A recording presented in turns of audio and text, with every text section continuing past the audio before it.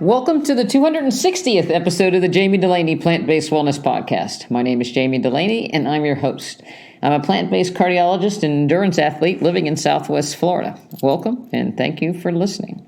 Hope this finds you all safe and healthy. I hope this finds you plant-based and moving. So, moving down here in Florida, I've been doing my running for the most part. I haven't gotten the pool yet. Starting to open up here. You can go rent a lane, but it seems a little complicated to rent a lane for me, so I've been putting that off, I guess. For now, I'm not sure if our swim run is still on or not. We haven't heard about it, but certainly there's lots of running in the future. So I've been continuing to follow a Galloway walk-run method, 2 minutes of running and 30 seconds of walking, and doing some speed drills and some cadence drills during the week, increasing the long runs on the weekend. So far, so good. I continue to do my Big Three as per Stuart McGill. If you're not familiar with Stuart McGill, he's a great researcher on spine health. I've had him on the podcast.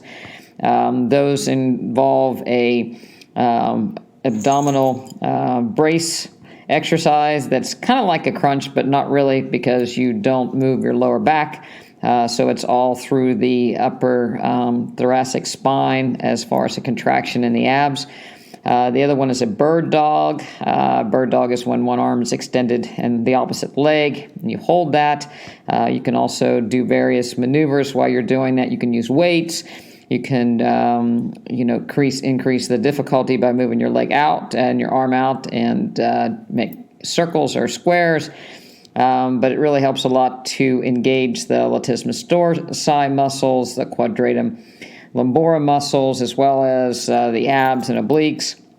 And, of course, planks with main emphasis on rotation to 45 and 90 degrees and holding those. So try to keep those going. And my suitcase carries, of course. That is a great exercise to stabilize the spine. I'm also focusing on, when I'm running, keeping my shoulders down and keeping my latissimus dorsi engaged. If you haven't thought about it, those are the muscles in your back. Over your shoulder blades, down into the lower part of your ribs, and then your quadratus lumborum. It's a muscle that connects your ribs to your pelvis. And so when you have you're upright and those are contracted, it really helps to stabilize your spine. So far, so good. Even helps when you're doing yard work, if you can think about that and keep yourself braced.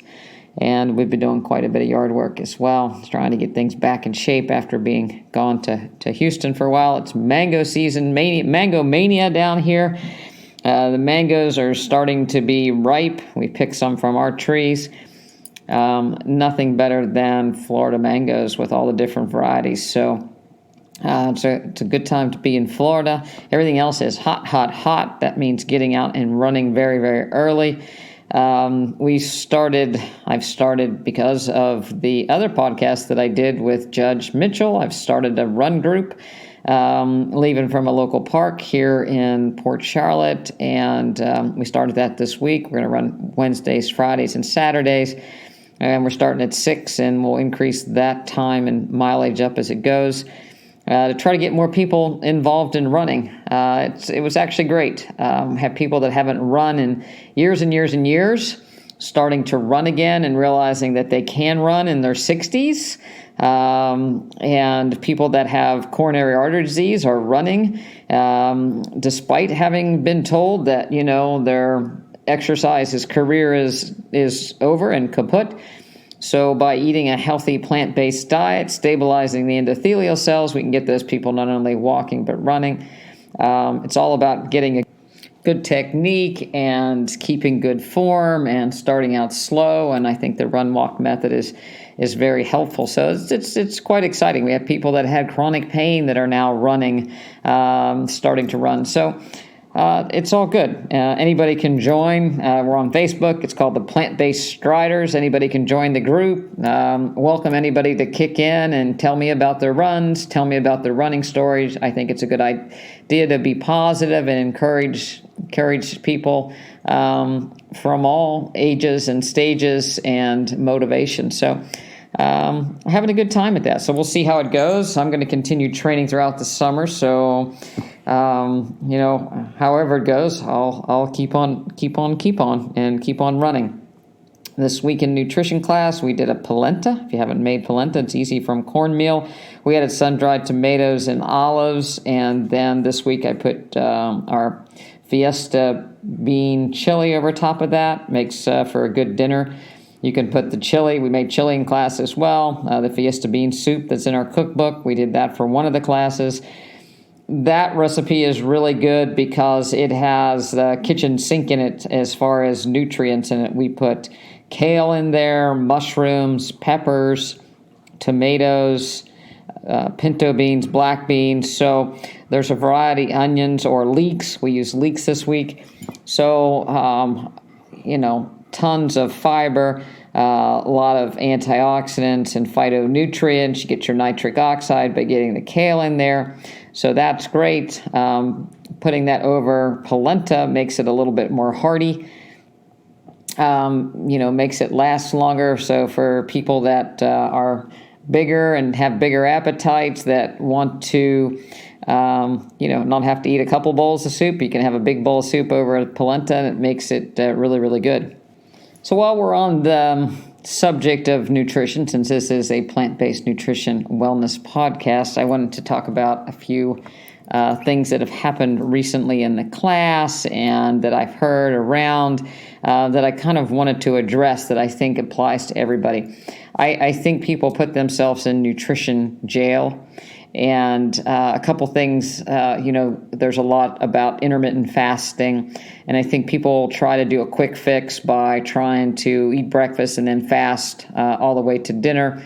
But unfortunately, what that ends up happening is people are really hungry, and then they eat a small plant-based dinner, and then they snack the rest of the afternoon or the rest of the evening. And I see that happening a lot in my practice. And it results in high glucoses in my diabetics and a lack of weight loss in other people. And, intermittent fasting is great. I think the best way is to go to bed. That way you don't have to worry about it. You eat, close the kitchen, go to bed early, try to wake up, maybe do your run, and then go ahead and eat your breakfast and lunch and dinner accordingly. But I think when people wait all evening and then they have to sit around, because the evening is the snack time anyway of most people, they start watching TV, and you see the commercials on TV about food, or somebody else in the house is snacking, and the next thing you know, they're overeating. And I think sometimes people study for their doctor's appointments, and they try not to eat before they come in, and they try to lose a quick couple of pounds, and it just never ever works. You have to have some rule about intermittent fasting. It just can't be, you wait till you're hungry. So if you are thinking about intermittently fasting, you have to realize that you're going to have to deal with being hungry and putting that off. It's not about, drizzling food in throughout the evening after you've waited all day long. That just doesn't really cut it for most people.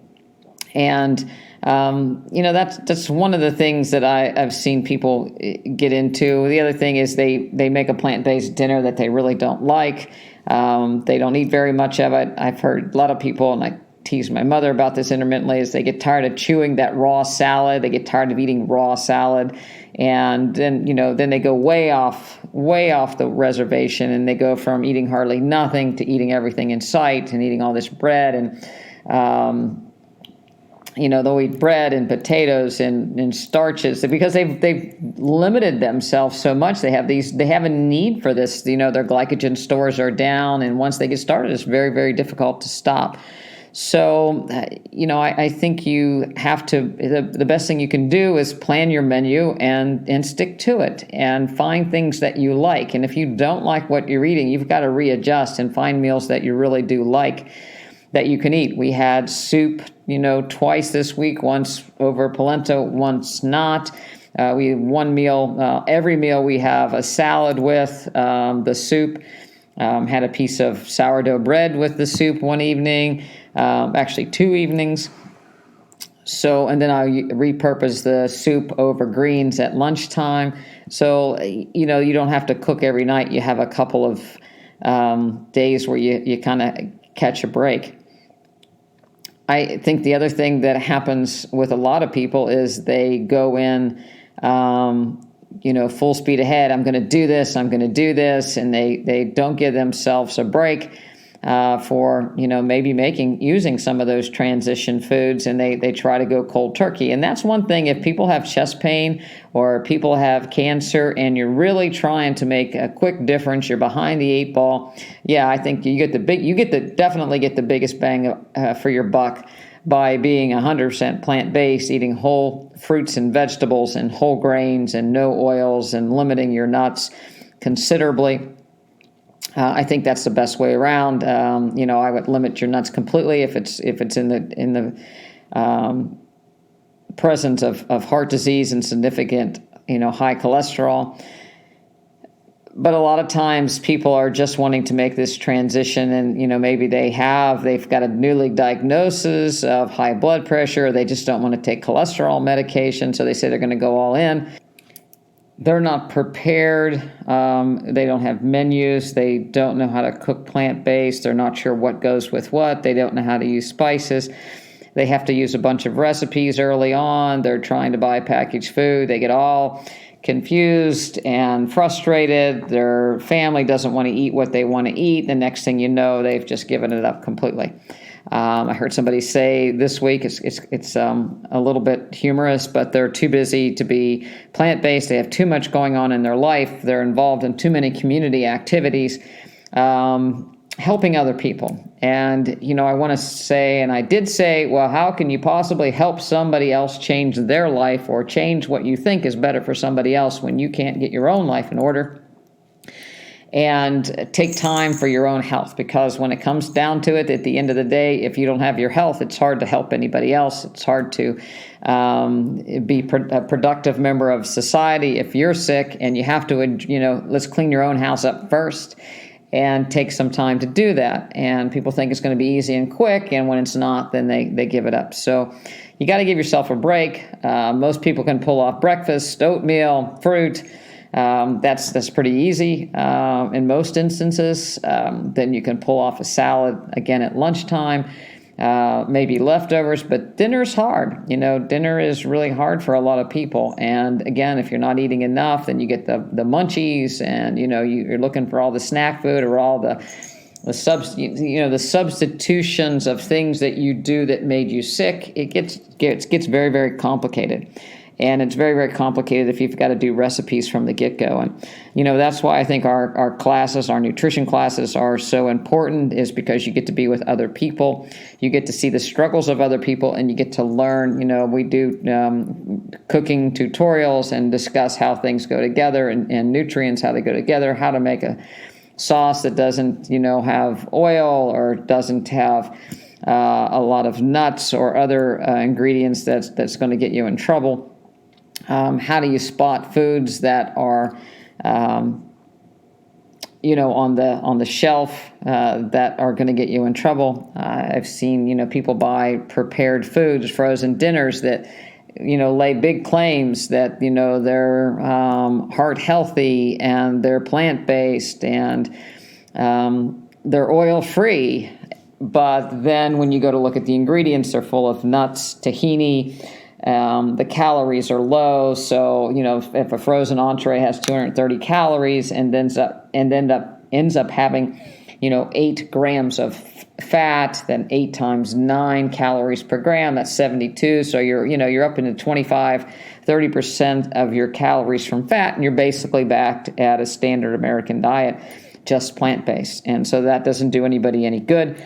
Again, their glucose will go up. People get hungry after that, then they're starting to grab things.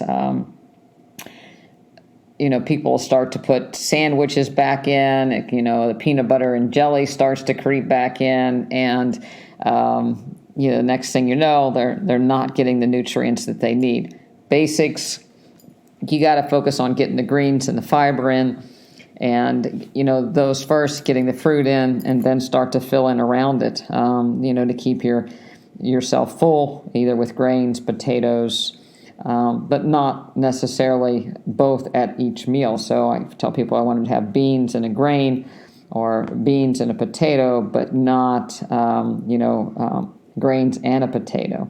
I want them to make sure they're getting multiple vegetables in as well as their greens. So it's things that we go over, things that trip you up, snack foods that people think, what's wrong with popcorn? Well, popcorn in and of itself, maybe not that bad if it's just, some sort of popcorn that you put on the stove. But if you buy the kind that's in a bag, then you're going to have all kinds of chemicals, and most likely there's something going to go on it. And the reality of it is empty calories. It's not really getting you any nutrients. Fruit would be better. Maybe nothing would be better. So it's, again, all that stuff starts to pop in, and then, you serve these, these cravings all the time. Once they're still there, they continue to be there. So you got to give yourself a break when you're first starting out, but then you have to start, making some rules and refining as you go. And that's where we come in when we help people and talk about it. And there's so many things out there that people would like to tell you that what to do and tricks of the trade. But the reality of it is, it's got to be good food. You got to cover your bases with your greens and your antioxidants, and it's got to be something you like and it tastes good to you. So that's where I am on that. The other thing that happened that I get irritated when I hear people saying that they're finally going to go visit family, and the family's going to take them to some place like Red Lobster or Olive Garden, when there's actually nothing there that somebody that has heart disease should be involved in. So, if you're going to take somebody out to dinner and they're plant-based and there's absolutely no choice for them, that's not being considered, especially if you're a family member.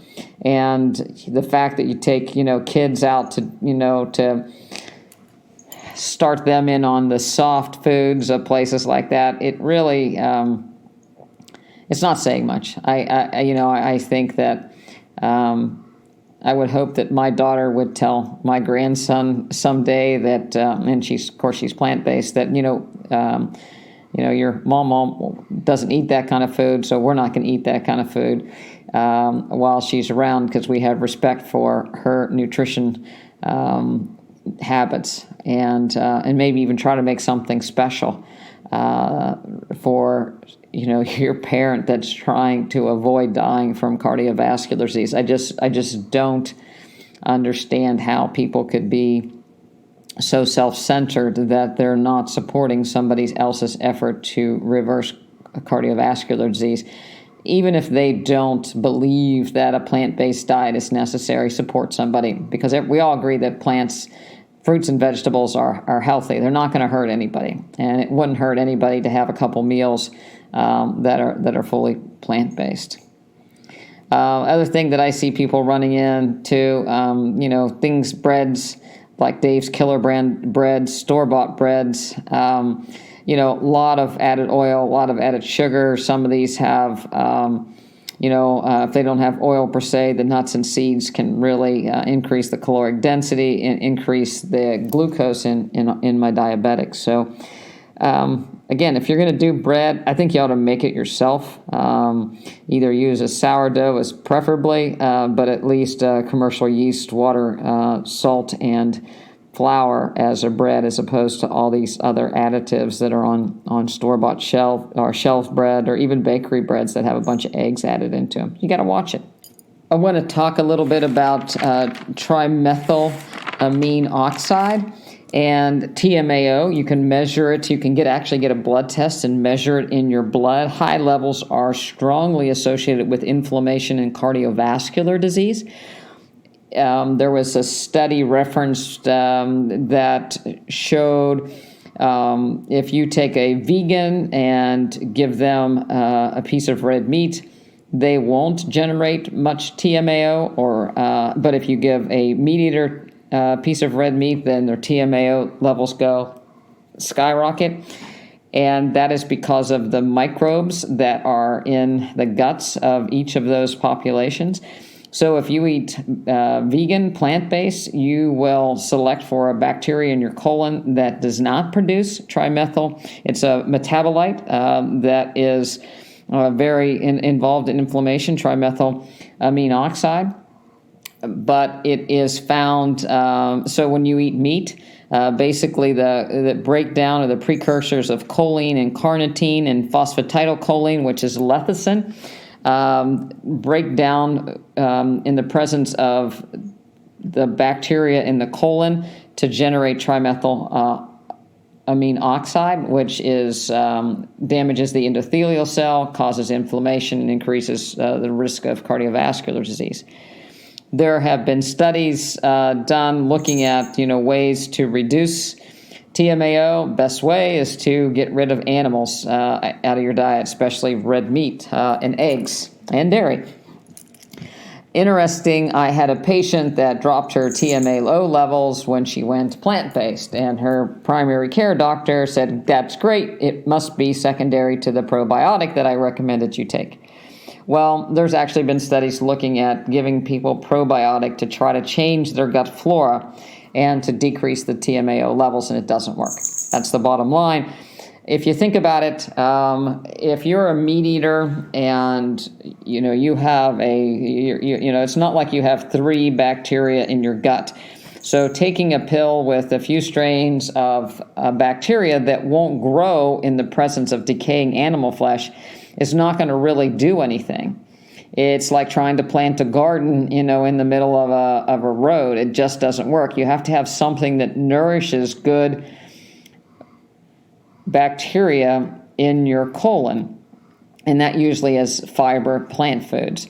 If you eat dead and decaying things, oils, things that disrupt the mucosa of the gut lining, you're going to select for a bacteria population that, again, is going to make more of this TMAO. So they tried to do it, again, given probiotics. It didn't work.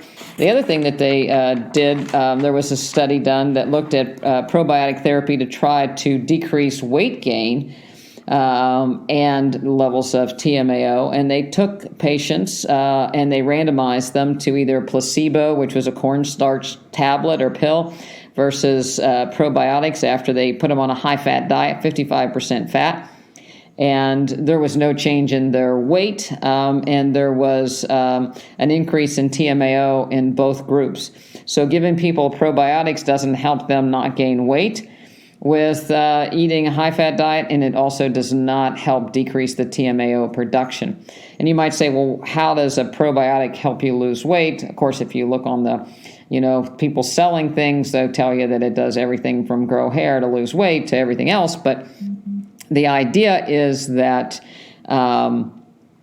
when you take a probiotic and you change your microflora, your bacteria, that some bacteria actually extract calories from your food. So if you have bad bacteria, I'm going to call them bad bacteria because you're not supposed to really be extracting calories in your colon, but just like a cow can extract calories using the bacteria that it harbors, people that have bad bacteria from eating dead and decaying foods can they actually extract more calories. So you have somebody that's overweight that eats an animal-based diet, has a gut microbiome that actually extracts more calories. So the thought was if you give people probiotics and you change their gut flora, then they won't extract so many calories and they'll lose weight. Well, that didn't help because basically you can't just put probiotics in a pill and expect them to grow and take over the bad bacteria.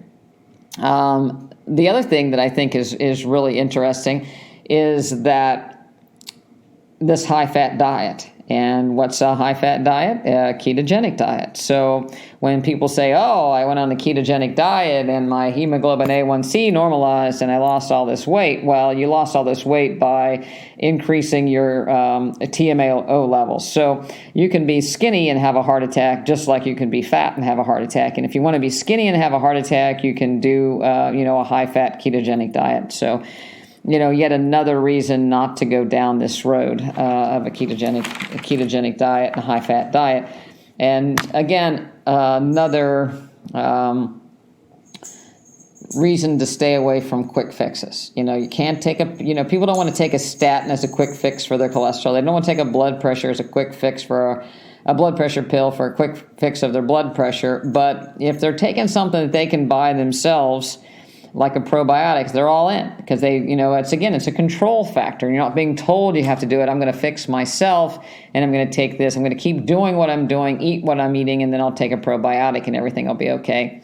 Not so.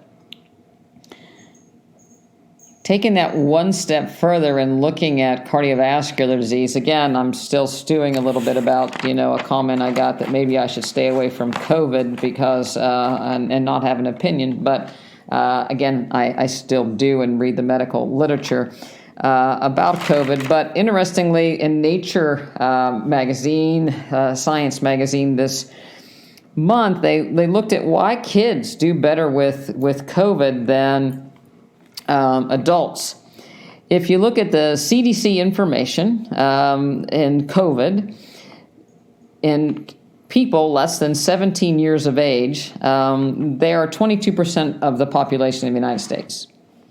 But they only have attained 2% of the cases, the confirmed cases of COVID.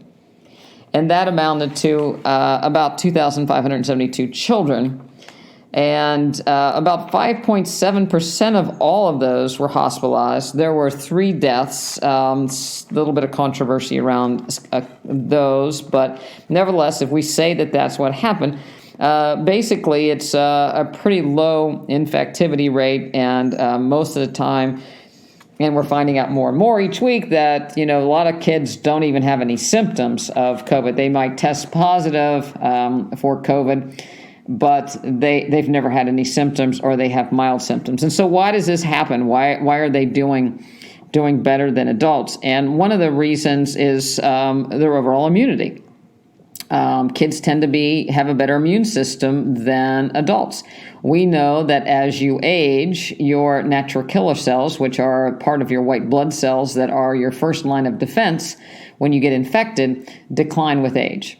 So that's one reason. So kids have more natural killer cells, and they work better than older adults. The older you are, the sicker you are, the lower your natural killer cells. The more medications you're on, the lower your natural killer cells. So your ability to defend yourself goes way down. The other thing that might be a part of it is that kids are often exposed to other kids, and they're always getting runny noses and the common cold. And one of the common cold viruses is a coronavirus. And it may be such that being exposed to some of these other common cold viruses, like coronaviruses, a different strain, kind of primes the immune system. So their immune system is on the ready for SARS-CoV-2 that we have now, that, it's close enough that they can mount immune response and not get really sick. And then the other thing, which is very interested in being studied much more currently, is that the blood vessels of children are healthier than adults. And this is true. It would be true if everybody would say, yeah, I would guess that kids don't have coronary artery disease. The scary thing is that we're starting to see coronary artery disease in teenagers and young adults. Even in their 30s, we see people with significant coronary artery disease and heart disease, and certainly in people that do cocaine and other drugs can have significant coronary artery disease. But nevertheless, if you're a healthy child or young adult, you have normal endothelial cells, and that may be very protective because adults that do poorly with COVID seem to have a lot of clotting. And they have clotting that causes heart attacks, clotting that causes strokes, clotting that causes peripheral vascular disease, and end up, with extremities that are compromised. And it's thought to be secondary to endothelial dysfunction. And again, coronary artery disease, we talk about it all the time. What can you do if you have endothelial dysfunction? We know that if you have olive oil, coconut oil, safflower oil, avocado oil, chicken breast, animal fat, and your blood vessels constrict for 3 to 6 hours, and that ultimately results in endothelial damage. So when you're chronically exposed to inflammatory things, you get endothelial damage, you get plaques under the arteries with cholesterol and fat and white cells, and it results in endothelial dysfunction. So instead of your arteries dilating, your arteries actually constrict, and then they're more susceptible to clotting. If you cut yourself, if you cut your skin, your blood vessels, and you form your clotting system is turned on, you form a blood clot so you don't bleed to death. Same thing happens inside. If you have disruption of the endothelial lining of your blood vessels, it's seen as a cut, and the clotting factors are turned on and a blood clot forms. If the blood clot obstructs the complete artery, then you have an infarction. So whether it's infarcting towards your heart, which would be a heart attack, or it's infarcting towards your head, it would be a stroke. Or if you have a complete occlusion to your leg, it could be a blue leg, cold leg. So if it doesn't completely obstruct, then that could be angina, or could be a TIA, or it could be claudication when you walk. So those are all endothelial dysfunction. And so what can you do? We know the answer, right? It's nitric oxide producing greens. So you eat cabbage and kale and collards and Brussels sprouts and cauliflower and beets and spinach and Swiss chard, mustard greens, and it interacts with the microbacteria in your tongue and amylase in your sputum, and you make nitric oxide. If you're still eating animal products and you try it, it won't work because there's another mechanism that will block it. So one of the ways that you can help yourself with, you guessed it, COVID infections is to eat your nitric oxide producing greens. So kids that have normal endothelial cells get along just fine. Adults with endothelial damage, which will also be a result in high blood pressure. So high blood pressure, by definition, means that there's abnormality in the blood vessel wall, that it can't dilate appropriately. Again, are all more susceptible to the damaging effects of COVID. So they're doing studies to look at just what part, what interaction, or what could be done. And again, I want to raise my hand. I think I have the answer that, again, we reverse lifestyle diseases and we make our population more healthy, and that we turn COVID into more of a cold than a flu-like illness. And before anybody gets all bent out of shape that I said flu-like illness, there's I'll refer you to a Stanford researcher by the name of Michael Levitt, and he was talking about the statistics of COVID, and the reality of it is the majority, again, just like the other studies have pointed to, the majority of deaths occur in a much older population. And if you look at the percentages of people that die, it is essentially like the flu. Older people have a risk of dying from bronchitis, the flu, pneumococcal pneumonia. They have a weakened immune system, weakened respiratory muscles. They're at risk for any infectious disease that may come their way. Gallbladder disease, from infected bacteria in their gallbladder can take them out.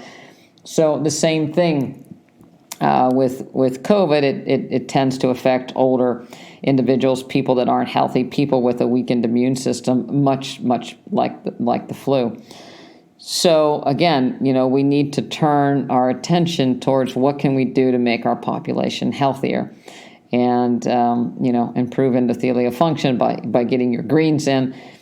People say, I have trouble getting them in. Again, soup, throw your greens in soup. If you're going to make a sandwich, make sure you have, a salad on the side. Make sure you have, some greens on the side with every meal. It can be cauliflower in your stir fry or Brussels sprouts. You can have two side you can have beets and Brussels sprouts in the same meal. Cabbage is a very cheap, good old head of big green cabbage is very cheap, and you can do all kinds of things with it. Put that in your salads. You can do a stir fry. You can do cabbage rolls. There's a whole host of things that you can do to get those greens in every day. So always, every day, look at your plate and say, did I have my greens? If you didn't have your greens, you need to go back to the drawing board. You're not having an adequate lunch or dinner, especially. And if you're actively having heart disease symptoms, then throw them in the mid-morning if you can. Some people eat a savory breakfast. Again, if you have a tofu egg sandwich like in our cookbook, you can throw it on a bed of greens. Makes a great tofu scrambles, a great savory breakfast to do that as well. So there's lots of ways to get around it, but make sure you have your greens in. So that's basically where I'm going to leave it today. Is that there's a lot we can do to help ourselves. I think that one of the other things that we can do is be kind. And somebody asked me in class today, and we did have nutrition class today in my office, as well as on Zoom for people that don't want to come in. And they asked me, should we go and visit our relatives up in Massachusetts? And they're 75 years old. And I said, this is like a family reunion that hasn't occurred. They haven't seen them for over a year. And I said, do you want to see them? Because obviously if they're relatives that you're not fond of, then there's probably no need to do it. No, we really would like to see them, and they would really like to see us, but we're not sure of where they've been. And it's like, at 75, how many times do you think you're going to get to visit relatives that you haven't seen for a long time? It could be maybe if it's once a summer, maybe it's 5 more summers, maybe it's not. How long do you think your people will be able to travel? And I think you have to take that into consideration. The risk, may not be, the benefits of seeing family, of the kindness that can be involved, to be near others. And it can be a lifetime experience that might be the best thing that happens in the last 5 years of somebody's life. So to take that away from somebody, I think is, not a good idea. But people have to make their own judgment on that. But I think that when we look at seniors and we're isolating them and keeping them away from birthday parties and graduations, and we're keeping kids away from graduations especially, I think that we're not doing the right thing at this point. So that's my take on it. Yes, I know that the numbers are increasing right now since we've opened up, and that makes perfect sense. The hospitalizations don't seem to be. But we have to get herd immunity, and a safe vaccine is not going to become available anytime soon. If a vaccine does become available, it's not going to be tested. So the best thing you can do is to make yourself healthy and let people that are going to tolerate this well get out and enjoy themselves, play sports, go to school, interact with other kids, socially developed, be kind, and I think our world would be a lot better. And for the rest of us, there is a risk of living. The older that you get, the more risk you have of dying. It is not your fault if somebody else gets, dies of an infectious disease. You wash your hands, you do your best, but there's only so much you can do. You can't live in a bubble for the rest of your life because this might be out of here. And I think, frankly, it hasn't burned out quicker because, we're not letting the people that can be out and tolerate this well get the exposure and get our herd immunity. So that's my take on it. It's a free podcast. I do the editing. That's my opinion. But for now, exercise, the best thing you can do. Get your lung function great. Don't inhale any toxins that don't vape. Get out in the environment and, inhale some good microbiomes and good bacteria. Eat your fiber. Eat your food that'll support a good microbiome. Stay away from animal products, and life will be good. And I hope you have a good week, and I'll talk to you soon. Thank you for listening.